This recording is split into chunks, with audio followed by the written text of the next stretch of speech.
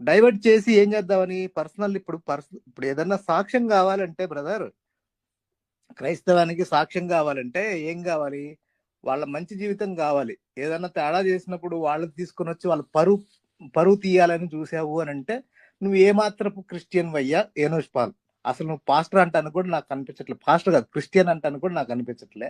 నువ్వు ఏమాత్రం అంటే ఒకరికొకరికున్న దాన్ని చెడగొడతానికి కూర్చున్నావా ఇక్కడ? ఒకరికొకరికున్న స్నేహాన్ని వాళ్ళు మళ్ళీ కాంప్రమైజ్ అయిపోయి వాళ్ళు తప్పులు వాళ్ళు మాట్లాడుకుని అంత పద్ధతులు ఎవరు లేరయ్యా బాబు.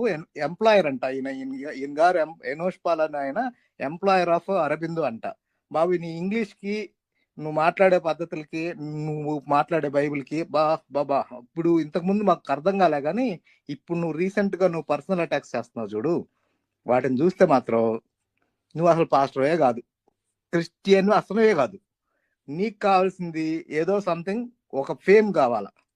ఆ ఫేమ్ కోసం, ఆ వ్యూస్ కోసం నువ్వు ఏమన్నా అనుకుంటున్నావా? ఏమన్నా బాబు నాకు అర్థం కావట్లే. ఎంప్లాయర్ అనుకుంటున్నావా? యూట్యూబ్ ఎంప్లాయర్ ఏమన్నా? నాకు నువ్వు వినయ్ గారికి నువ్వు ఇచ్చేది ఏంటివయ్యా ఆప్షన్స్? నేను ఎవరో తెలుసు అసలు నీకు? మాట్లాడమంటావా మీ అరవిందో గారితో, మీ అరవిందో ఓనర్స్ తోటి మాట్లాడమంటావా?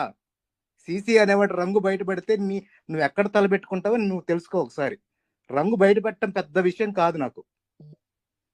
నువ్వు రంగు బయట పెట్టానంటే సీసీ అనేవాడిది ఆల్రెడీ తెలిసి నువ్వు ఇంకా కనీసం సర్దుకుంటావేమో అనుకుంటుంటే అది కూడా కాకుండా ఇష్టం వచ్చినట్టు అబద్ధాలు ఆడటం, నలుగురితో ఇష్టం వచ్చినట్టు మాట్లాడడం, నలుగురిని అసాసినేట్ చేయడం, క్యారెక్టర్ అసాసినేషన్స్ చేయటం. ఏం తమాషలు ఆడుతున్నావా అనుష్ పాల్? నీ పిచ్చి చేష్టలన్నీ మానుకో. నేను చెప్తున్నా, నా సంగతి నీకు పూర్తిగా తెలీదు. ఆ సీసీ అనే వాడికి కొంతగా తెలుసు, కనుక్కో క్లియర్గా. తొక్కానంటే ఇంక మళ్ళీ పైకి గుళ్ళెగలో రోడ్డు మీద పడతావు పోయి. జాగ్రత్త. మరి ఇది వార్నింగ్ కాదు, చెప్తున్నా. మీరు మాత్రం పర్సనల్ అటాక్స్ చేశారంటే మాత్రం మేము మాత్రం సహించాం.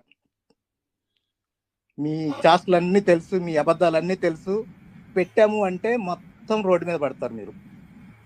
అండ్ కేసు పెట్టడానికి కూడా వస్తే నేను ఆపా.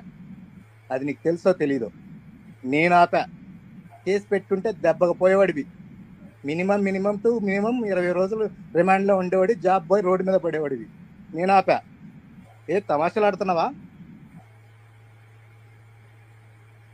Brother? Okay brother, thank you. వీళ్ళకి అబద్ధాలు ఆడటం, వక్రీకరించడం బాగా అలవాటు అయిపోయిందండి. ఆ సీసీ అనేవాడు సీసీ అనేవాడిని పక్కన పెట్టుకొని వాడి చేస్తూ వాడి వెనకాల ఉన్న వాళ్ళని చూసుకొని వాడు